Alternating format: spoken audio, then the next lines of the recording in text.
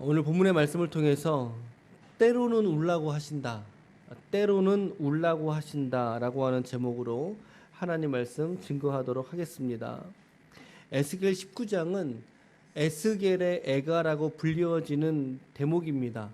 바로 1절과 2절에 보시면 너는 이스라엘 고관들을 위하여, 고관이라 함은 왕들을 지칭합니다. 왕조, 왕을 지칭하는데 고관들을 위하여 애가를 지어서 부르라 라고 이야기하고 있습니다.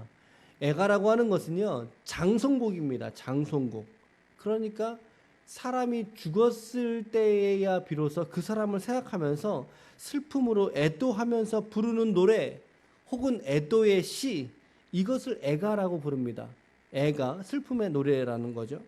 대표적으로 성경에 보면 애가라는 제목이 붙여진 아예 성경이 있지요. 뭐가 있어요?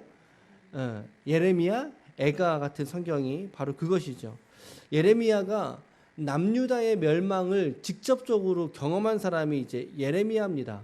그 멸망을 끝까지 경험하면서 불렀던 슬픔의 탄식시가 예레미야 애가입니다.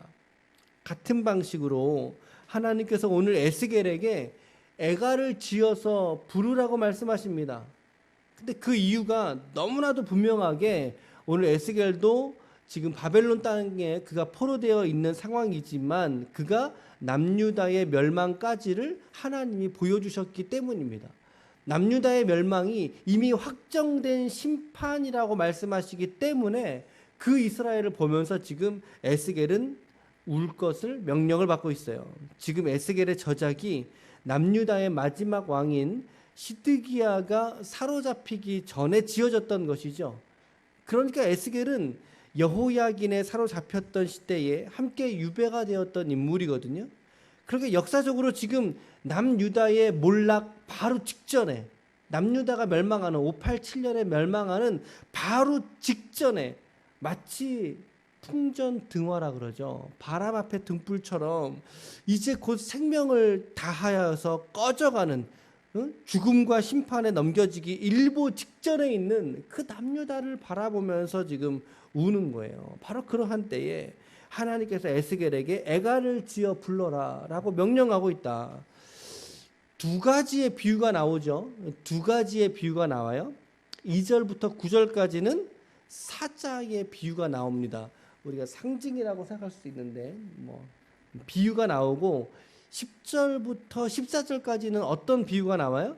포도나무 비유가 나옵니다. 그래서 포도나무의 비유가 나와요. 이 모두가 다 그런데 동일한 메시지예요. 멸망에 관한 것을 말씀하고 있고 하나님의 심판에 관한 비유라는 거죠. 먼저 사자의 비유부터 한번 살펴보실까요? 사자의 비유 2절부터인데 암사자가 한 마리 나오네요. 암사자가 나오는데 그 사자가 지금 새끼를 기르고 있다. 새끼. 근데 그 새끼가 젊은 사자가 되니까, 장성하니까 어떻게 된다 그래요? 물어뜯기를 배워가지고 뭘 삼켜요? 사람을 삼킨단 말이죠. 이거 좋은 왕이겠어요? 나쁜 왕이겠어요? 그렇죠. 악한 왕이겠죠. 악한 왕. 사람을 삼킴에 이방이 듣고 함정으로 그를 잡아가지고 갈고리로 그를 꿰어서 끌고 어디로 갔다고 말해요? 어디로 갔다? 애굽으로 간지라.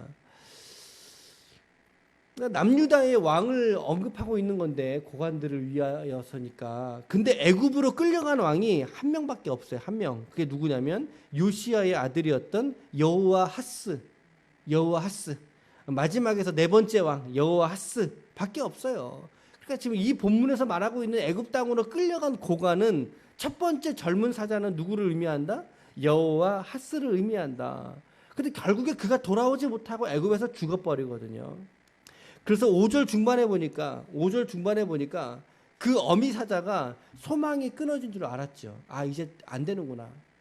끊어진 줄 알고 그 새끼를 또 한 마리 골라서 젊은 사자를 키웁니다. 근데 이 사자가 또 어떻게 돼요? 9절 말씀해 보니까 어떻게 돼요?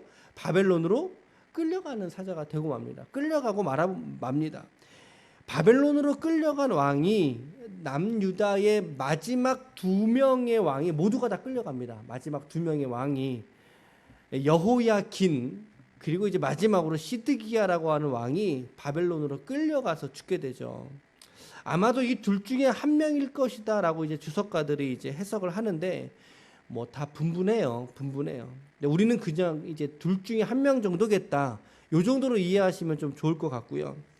그리고 나서 10절부터 물가에 심기어진 나무처럼 이스라엘이 건강하고 그리고 거대하고 말씀해 보니까 이게 크게 자랐단 말이죠. 웅장하게 잘 자랐단 말이죠. 근데 그 가지 중에서도 유독 하나의 가지가 굵었고 높았고 뛰어나 보였다라고 말하고 있죠.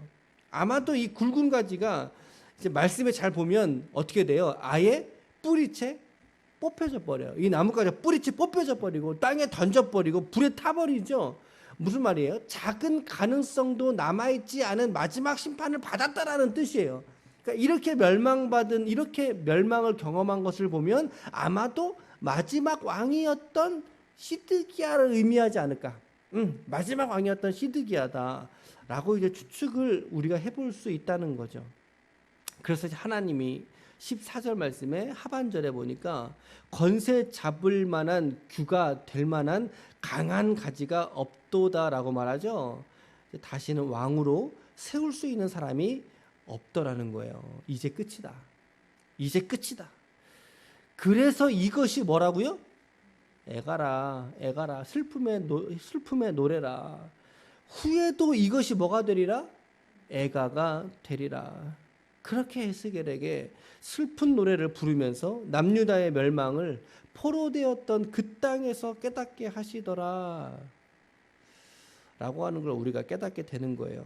여러분, 이 이유로, 이 말씀을 전한 이유로 에스겔이 울었을까요? 안 울었을까요? 한번 여러분 생각해 보세요. 이 말씀을 딱 말씀드리고 나서 딱 선포하고 나서 에스겔이 통곡했을까요? 통곡하지 않았을까요? 저는 이 말씀을 이제 연장선으로 이해를 하는 거죠. 이 말씀의 빈 공간을 묵상을 하는 거예요. 야, 이 이후로 에스겔은 어떤 마음이었을까라고 하는 거. 어떤 마음이었을까? 여러분, 분명 에스겔은 심한 통곡으로 울었을 것입니다. 반드시 울었을 거예요. 아이고, 나는 여기 미리 와 있으니까 난 다행이지 뭐 이렇게 했어요? 아니에요. 성경은 말하고 있진 않아요. 그런데 에스겔이 이 애가를 지어 불러 올렸을 때 그의 마음은 형언할 수 없는 탄식과 비통한 마음이 그의 마음에 가득했을 거라는 거죠. 분명히 그랬을 거예요. 왜요?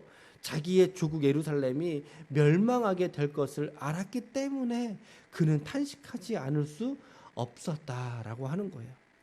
저는 이 본문을 이렇게 묵상하면서 이런 생각이 들었어요.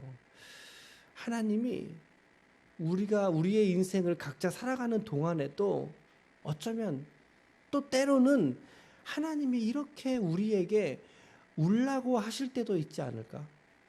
우리에게 이렇게 울라고 하실 때가 있지 않을까? 라고 하는 생각을 해보게 되는 거죠. 너 지금 울어라라는 거죠. 너 지금 울어라. 지금은 너가 울어야만 할 시간이다. 라고 하나님이 우리에게 말씀하실 때가 있다라는 거죠. 우리가 무엇 때문에 울어야 될까요? 무엇 때문에 울어야 될까요? 우리의 신세가 처량하니까 주님이 울라고 하시겠어요? 아유, 너 참 어떻게 그런 꼴로 사니? 너 울어라. 그러시겠느냐는 거예요. 우리의 건강이 약해지고 우리의 벌던 돈벌이가 없어지고 말이죠. 직업이 안 되고 사업이 안 돼서 그래서 울라고 하실까요, 여러분? 아니죠. 그것은 우리의 울음의 제목이 될 수가 없어요. 그것은 우리가 울어야 될 제목의 본질적인 내용이 아니에요. 물론 그러한 처지에 우리가 떨어진다면 우리 잠깐 울 수 있죠. 울 수 있고 인간이니까 우울한 정서가 우리 안에 이렇게 생길 때가 있어요. 있을 수 있다고요. 그런데 궁극적으로 하나님이 우리에게 울라고 하실 때에는 그런 것 가지고 울라고 하시지는 않을 거라는 거죠. 그런 하나님이 아니세요. 무엇 때문에 울라고 하실까요? 저는 묵상하면서 하나님이 가족의 구원의 문제에 있어서는 울라고 하시는 거다. 하나님의 가족의 문제에 있어서는. 오늘 에스겔이 울었던 이유가 뭐겠어요? 그들이 하나님이 원하시는 살 수 있는 길로 그들이 가지 않았기 때문에 지금 멸망하는 거거든요. 남유다 맞아. 어제 설교 제목이 뭐였어요? 죽을 자도 돌아오라는 하나님 아니었습니까? 그렇죠. 죽을 자가 죽는 것도 하나님이 기뻐하신댔어요, 슬퍼하신댔어요? 그렇죠. 내가 기뻐하랴, 슬퍼하신다고 말씀하셨잖아요. 죽을 자도 돌아오는 게 하나님의 뜻이라고 했잖아요. 그런데 저들이 안 돌아온단 말이에요. 안 돌아와요. 안 돌아와. 그저 그렇게 살다가 심판과 죽음의 자기 생명을 내줄 수밖에 없는 그런 비참함을 하나님이 오늘 에스겔에게 보게 하시면서 울라고 하신 거잖아요, 여러분. 마찬가지라는 거죠. 우리도 때로는 하나님이 울라고 하실 때가 있다고요. 왜요? 우리의 가족들, 우리의 친지, 혈육. 사도 바울은 뭐라 그랬어요?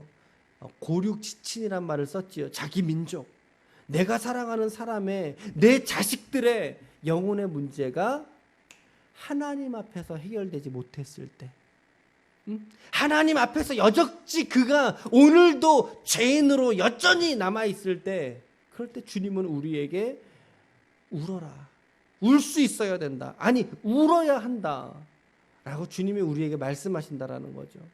에스겔이 그 민족 이스라엘을 보고 과연 얼마나 탄식하면서 아파하면서 울면서 기도했겠느냐라는 거예요, 여러분. 오늘 여러분들의 특별히 가족의 구원을 위해서 여러분들이 하나님 앞에 한 방울의 눈물을, 고귀한 그 눈물을 흘려드릴 수 있기를 축복합니다. 여러분들의 가족의 구원을 위해서 우리의 눈물을 흘릴 수 있기를 축복합니다. 물론 에스겔은 이미 그들의 확정된 멸망을, 심판을 예견하고 울었지만, 여러분, 우리 가족은 그럴 수 없잖아요.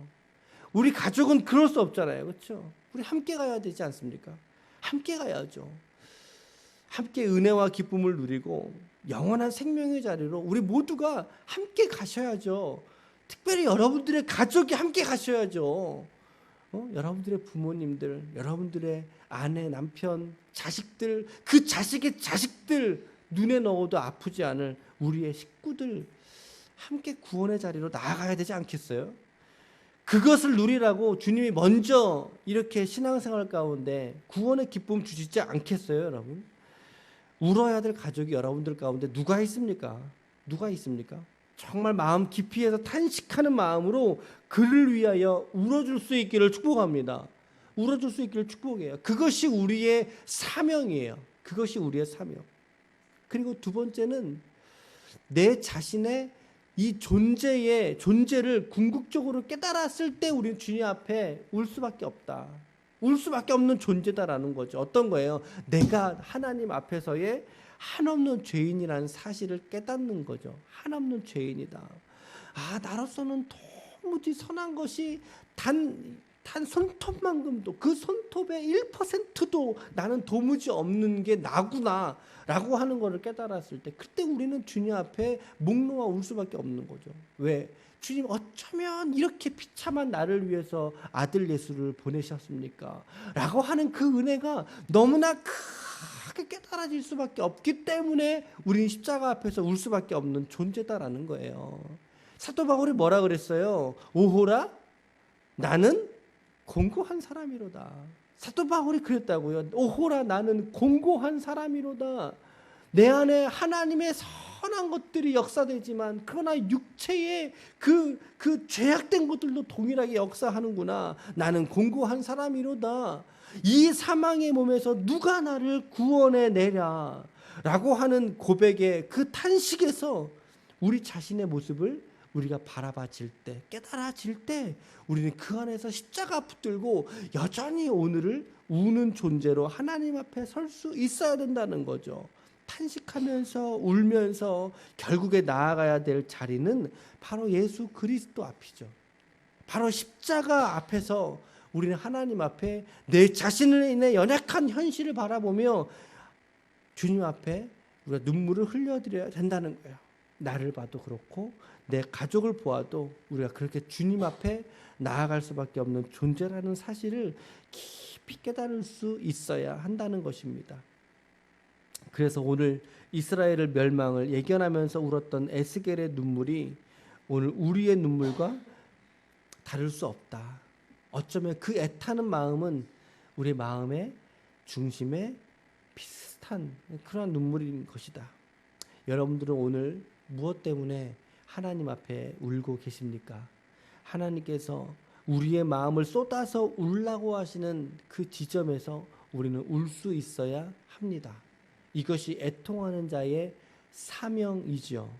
슬픔일지라도 때로는 가족의 구원의 문제와 내 안에 있는 이 존재의 문제를 가지고 주님 앞에 엎드릴 줄 아는, 주님 앞에 기도할 줄 아는, 더 나아가 애통해 할 줄 아는 우리 모든 하나님의 거룩한 종들이 다 되시기를 예수님의 이름으로 간절히 축원합니다.